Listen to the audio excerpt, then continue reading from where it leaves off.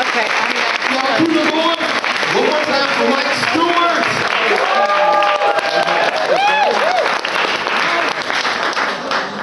All right, so Mike said that his job won't let him say Cornell, right? Your job. Mike, your job won't let you say Cornell on stage, so next time, whenever you're doing your set, I'll just come up there with you, and I'll say it for you, so you can be like, man, I hate my fucking job at, and I'll just be like, Cornell. You know what I'm saying? That shit'll work. That would work. All right, but our next comedian, I'm really excited to hear what she has to say. She is a really new part of our comedy community, but we love her a lot, and I'm pretty sure you will too. She's been here in Ithaca for a while. She's experienced it. She loves it. She hates it. Ladies and gentlemen, put your hands together. Make some noise for Charlotte.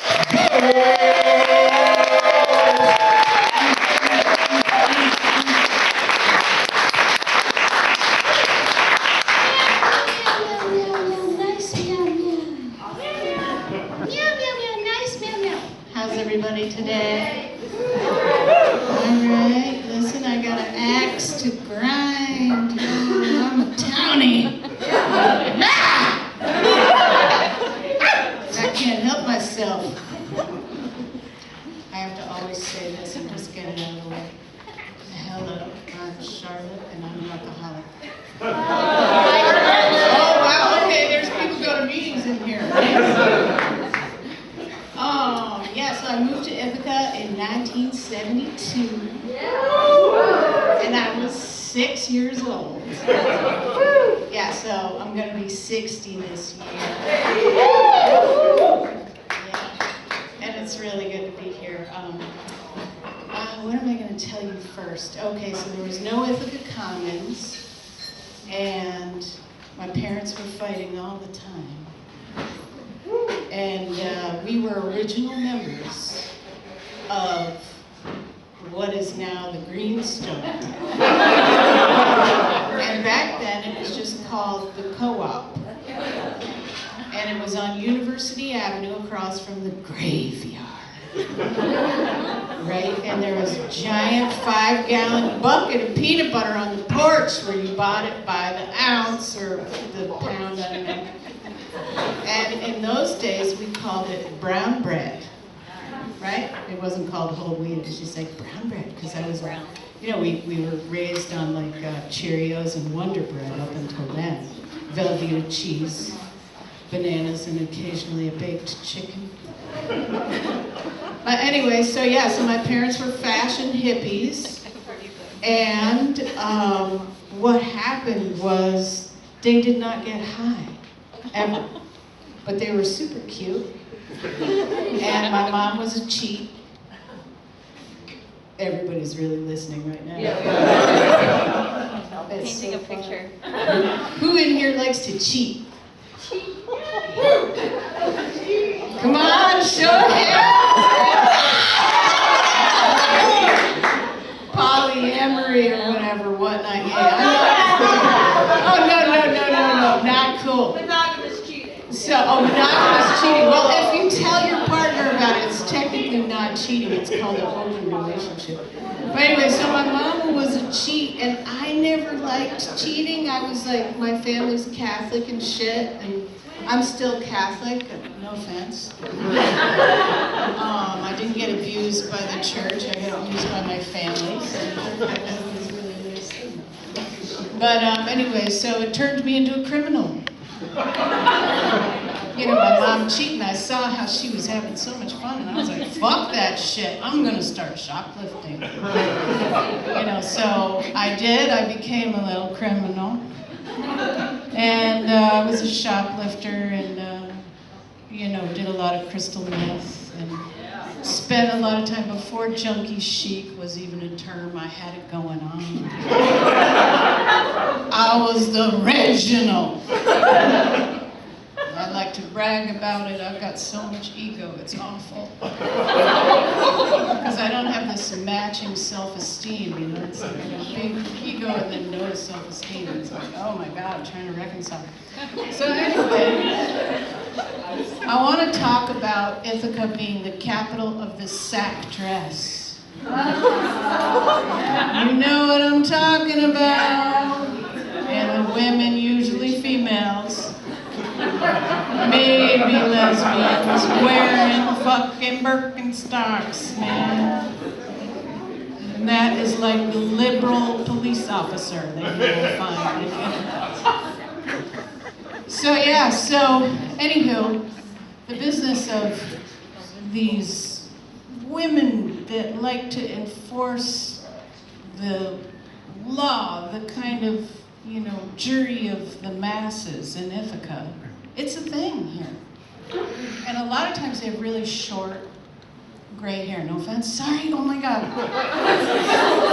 It's gonna be me in a minute. I've got a lot of gray under this yellow wig. But anyway, so the point of what I'm trying to talk about is last year I was involved in a play with the Reentry Theater.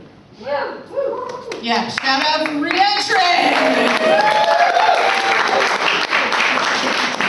And now you're not going to like them very much because it's for formerly incarcerated, chemically dependent, mentally ill people. Right? Me! I win! And you can never get fucking kicked out, right? It's very DEI. Inclusive, meaning everybody, right? You feel it coming, So what happened is I got kicked out.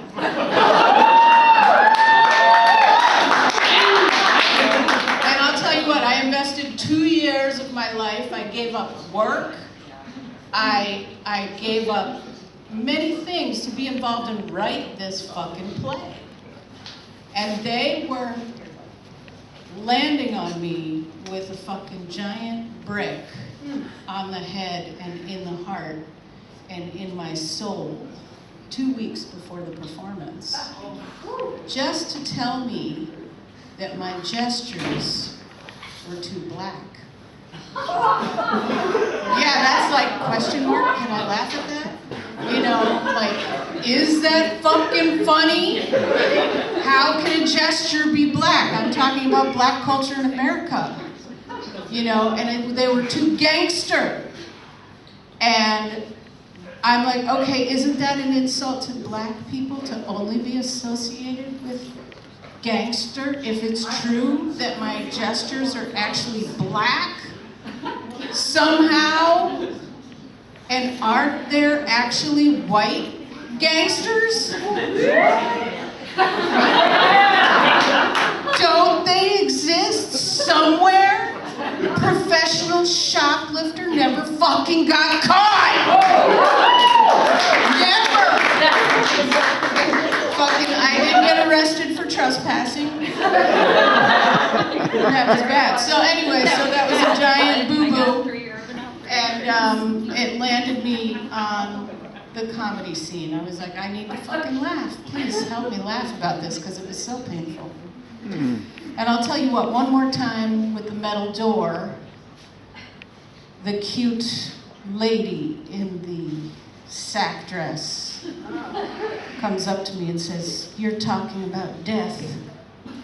Way too much. That's not very Buddhist. We don't do that in Ithaca."